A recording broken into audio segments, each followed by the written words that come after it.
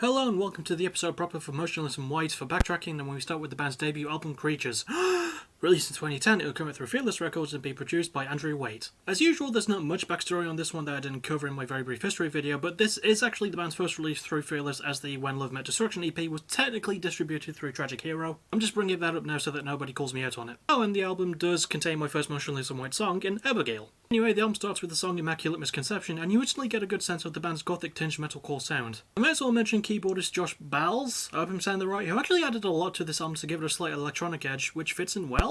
Maybe it's because Andrew Waite is such a good producer that he's able to weave it in so seamlessly, and the dude's worth every penny in my opinion. But yes, the instrumental work and pacing are furious, heavy, and balanced with good melody when needed, showing both the band's halves quite well. Lyrical themes are those of relationships, unhappiness, and even some political tones too, done in a very crass way, which works for the band. And the band themselves kill it too as individuals, all gelling well and doing a damn good job of making it all work. My favourite song goes to the title track. The album can feel by the numbers sometimes, but the band have a good grasp of what they want to do, and it hits more than it misses, and I think it's a really good start to their career. Next is the band's second album, Infamous, released in 2012. It would come out through Fearless again, but this time it was produced by Jason Swakoff and Tim Skold. Anyway, yeah, Creatures would do pretty well, and there would be a few lineup changes for this one, but most things would stay the same, mostly. You may have noticed that there were two producers for this one. Yeah, that was the band's choice, as they wanted to fill around more with their sound on this one. A good example of that is the opening track, Black Damask in brackets, The Fog, which adds some new elements in the band sound already. Now, the gothic metalcore-ish stuff is still very much there, but there's more of a hard rock and industrial swagger to it all. And my god, it's heavy. The band were listening to a lot of Slipknot, Rob Zombie, Bleeding Through, and so many others, and you can hear all sorts of those influences here.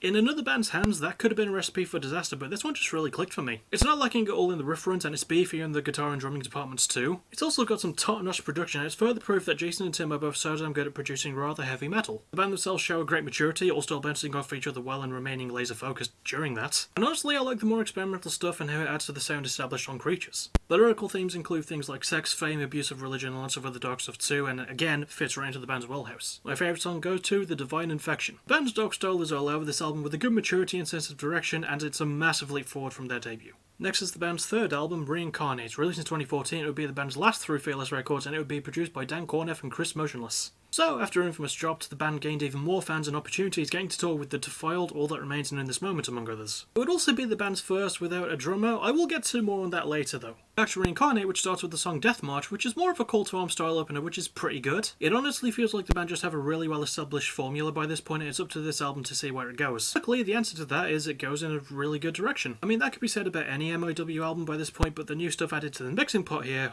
really adds some good results. The album's got a good pacing, and considering its 55-minute length, which is the band's longest album, it works well. Their ambition shows through in their structuring as well, and the thunderous riffs and grim atmosphere add a lot to that. And the production is great too, with Chris and Dan working well, and I love it when band members get in on the production. People know this. Lyrical topics are love, self-hatred, and drugs, still personal but not as political as they were last time around. The performances are again solid all around, and the band feel comfortable even with one member down, but I will give props to Tom Hain of In This Moment for stepping up as a session drummer. My favourite song goes to Generation Lost. Reincarnate is a long sit, but it's heavy, slick, and packs a massive wallop, so yeah, it's a good sit. We next move to the band's We then moved to the band's fourth album, Graveyard Shift. Released in 2017, it would be the band's first through Roadrunner, and it was produced by Drew Falk and Chris Motionless helping again. It was also my first full Motionless in White album, so yeah! Anyway, after their third album dropped, they toured with big names like Lacuna Coil, Slipknot, and A Day to Remember, and they were even part of the 2015 South by So What festival. But back onto the album, which starts with the song Rats, and my god, what a way to kick this one off. First off, I love how comfortable the band already feel here, and having Drew Falk produce this album speaks volumes of that comfort. Rats shows the best parts of the band, easily feeling like a solid sequel to Infamous, especially in terms of its impact and approach. A lot of the riffs on this one are heavy as hell, and the keyboard work especially adds to a lot of the album's sound. It's a great setting of the album's dark atmosphere, which also go well with more uplifting yet dark lyrics. The themes for this one are mostly self-doubt, religious hate, and the dangers of fame, and they're written in a really fun way too.